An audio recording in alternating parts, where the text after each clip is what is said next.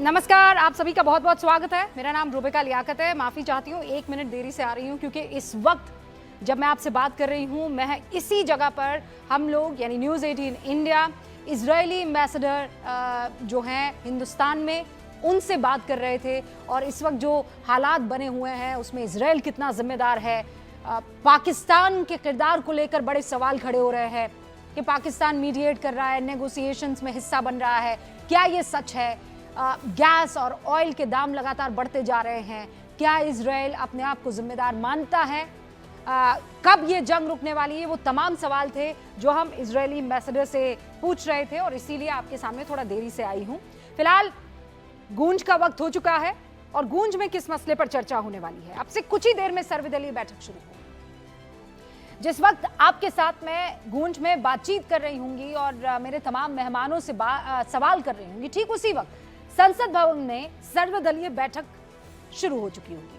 सारी पार्टियों के रिप्रेजेंटेटिव एक साथ चर्चा के लिए जुट जाएंगे। बैठक का एजेंडा क्या होगा? वही जिस पर मैंने शुरुआत की।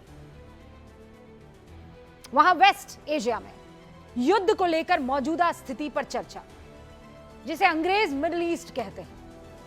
सरकार भारत के पक्ष को विपक्ष के साथ साझा करना चाहती है। बड़ी खबर यह है कि ममता बनर्जी की टीएमसी इस बैठक का बहिष्कार कर रही है। वजह है बंगाल का चुनाव या कुछ और? ये सवाल बहिष्कार की खबर के साथ ही उठने लगे हैं। सरकार की कोशिश ये भी है कि संकट में कश्मीर से कन्याकुमारी तक सारी पार्टियों को साथ लेकर चलना जाए। सीधे शब्दों में कहूं तो बैठक का मकसद सभी दलों को सरकार के कोर्स ऑफ एक्शन की जानकारी देना है। हालांकि इससे पहले विदेश मंत्री एस जयशंकर, उसके बाद पीएम मोदी ने लोकसभा में और फिर राज्यसभा में युद्ध और उससे पैदा हुए हालात पर बारी बारी से सरकार का पक्ष देश के सामने रख दिया है। सरकार ने अपनी प्राथमिकता एकदम स्पष्ट कर दी है। प्रधानमंत्री ने यह कह दिया है कि भारत के लिए राष्ट्रीय हित सर्वोपरि है। अब सवाल यह है कि अगर सरकार पूरी स्थिति देश के सामने पहले ही क्लियर कर चुकी है तो फिर सर्वदलीय बैठक की जरूरत क्यों पड़ी, आप पूछ सकते हैं। क्योंकि एक परंपरा रही है, युद्ध, सुरक्षा, आर्थिक संकट, बड़े फैसलों से पहले सभी दलों की राय ली जाती है, क्योंकि ये डेमोक्रेसी है। यहां सत्ता पक्ष और विपक्ष सब एक साथ देश हित के लिए खड़े रहते हैं। संवेदनशील मामलों, आतंकवाद हो, सीमा विवाद हो, विदेश नीति हो, इन मुद्दों पर आपको एक रहना होता है। इस संकट के समय भी उसी परंपरा और लोकतांत्रिक मूल्यों को बनाए रखते हुए सरकार सर्वदलीय बैठक बुला रही है। पहलगाम हमले के बाद ऑपरेशन सिंदूर के वक्त सरकार ने सभी दलों के साथ जानकारी साझा की थी। बैठक में विपक्ष ने सरकार को राष्ट्रीय सुरक्षा पर समर्थन दिया था। दावा किया गया था कि देश हित में राजनीति नहीं होनी चाहिए और ना हो। कई दलों ने सेना और कार्रवाई की तारीफ की। सरकार से जानकारी और पारदर्शिता की मांग जरूर रखी, लेकिन टकराव नहीं हुआ। बैठक से बाहर आते ही काफी कुछ बदलाव दिखा। विपक्ष ने कार्रवाई की टाइमिंग और इंटेलिजेंस पर सवाल उठाए। कुछ दलों ने सरकार पर राजनीतिक फायदा उठाने के आरोप तक लगा दिए। इसके पीछे पूरे विपक्ष की मंशा राजनीतिक स्पेस बनाए रखने की मजबूरी के तौर पर देखी जा सकती है, या कोई और अलग बात, ये वही जाने। लेकिन एक बात साफ है कि बैठक के अंदर समर्थन और संयम की वकालत करने वाले विपक्ष बैठक से बाहर आते ही सवाल और सियासत शुरू करने पे उतारू हो जाता है। खैर, विपक्ष की सियासत एक तरफ है, सरकार की तैयारी दूसरी तरफ है। वैश्विक संकट के बीच भारत की स्थिति इस वक्त क्या है?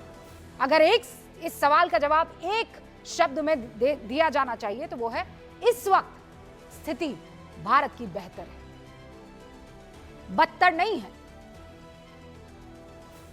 और इसी को बेहतर करने में सरकार को जी जान लगाना भी होगा। आज भी एक बार फिर पेट्रोलियम मंत्रालय ने प्रेस कॉन्फ्रेंस में यह बताया कि देश में कच्चा तेल पर्याप्त मात्रा में है।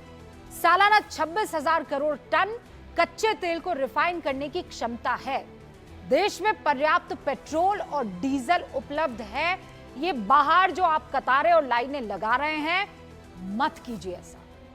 घरेलू पीएनजी की 100% सप्लाई हो रही है। देश भर में एलपीजी की डिलीवरी सामान्य रूप से जारी है। मंत्रालय ने अफवाहों पर ध्यान न देने और पैनिक से बचने की सलाह दी है। गैस तेल पर फैलाए गए पैनिक और अफवाह के बीच देश में हालात सामान्य रहने के बाद अब विपक्ष ने सरकार को घेरने के लिए एक नए मुद्दे को हवा दी है। कांग्रेस के नेता यह दावा कर रहे हैं कि अमेरिका, इजराइल और ईरान के युद्ध के बीच शांति की पहल पाकिस्तान कर रहा है और उसमें अहम रोल अदा कर रहा है। कांग्रेस के राज्यसभा सांसद जयराम रमेश, जिन्होंने अंतर्राष्ट्रीय मीडिया रिपोर्ट्स का हवाला देकर यह दावा किया कि पाकिस्तान अमेरिका, इजराइल और ईरान के बीच मध्यस्थता कर रहा है।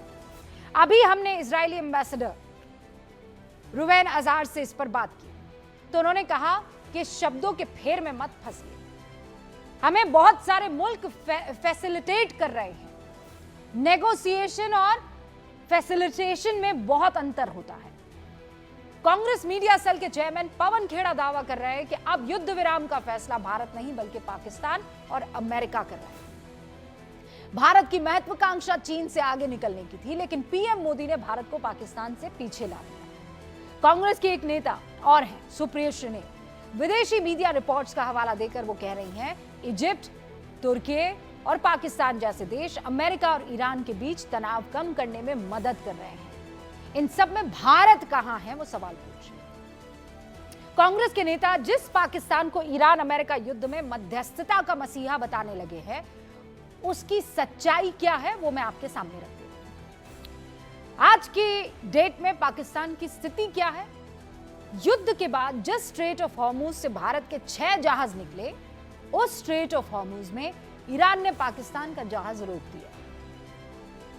हमारे देश में विपक्ष ढोल पीट रहा है कि पाकिस्तान अमेरिका ईरान युद्ध की मध्यस्थता कर रहा है। यानी मोदी विरोध के चक्कर में विपक्ष का पूरा इकोसिस्टम पाकिस्तान को बॉस बनाने में लगा हुआ है। वो जो विश्व गुरु बार बार इस्तेमाल करते हैं, अरे पहले तय कर लीजिए आप कि आप जिसे मीडिएटर बनाने, नेगोशिएशंस का लीडर बनाने का दावा कर रहे हैं, उसकी खुद की हैसियत क्या है। दूसरी तरफ युद्ध के मोर्चे पर पहले ट्रंप के 38 घंटे के अल्टीमेटम और फिर 5 दिन के सीज फायर के ऐलान से जमीन पर कोई बदलाव होता हुआ नहीं दिख रहा। युद्ध के 26वें दिन अमेरिका और इजराइल ईरान पर लगातार एयर स्ट्राइक्स कर रहे हैं। अमेरिकी राष्ट्रपति डोनाल्ड ट्रंप ने यह दावा किया कि अमेरिका और ईरान के बीच प्रोडक्टिव डिस्कशंस चल रहे हैं। सीज फायर के लिए 15 पॉइंट का प्लान भेजा गया है। ईरान के न्यूक्लियर प्रोग्राम पर सख्त लिमिटेशंस और स्ट्रेट ऑफ हॉर्मुज को फिर से खोलने की शर्त भी रखी गई है। ईरान ने ट्रंप के दावे को पूरी तरह से खारिज कर दिया। ईरानी सेना ने कहा अमेरिका खुद से ही बातचीत कर रहा है, कोई डायरेक्ट बातचीत नहीं हो रही है। ऐसे में गूंज में सवाल यह है कि क्या मोदी विरोध में कांग्रेस पाकिस्तान प्रेम दिखा रहा है? क्या सर्वदलीय बैठक के बाद राष्ट्रहित में विपक्ष के सियासी दावपेच में कोई कमी आएगी?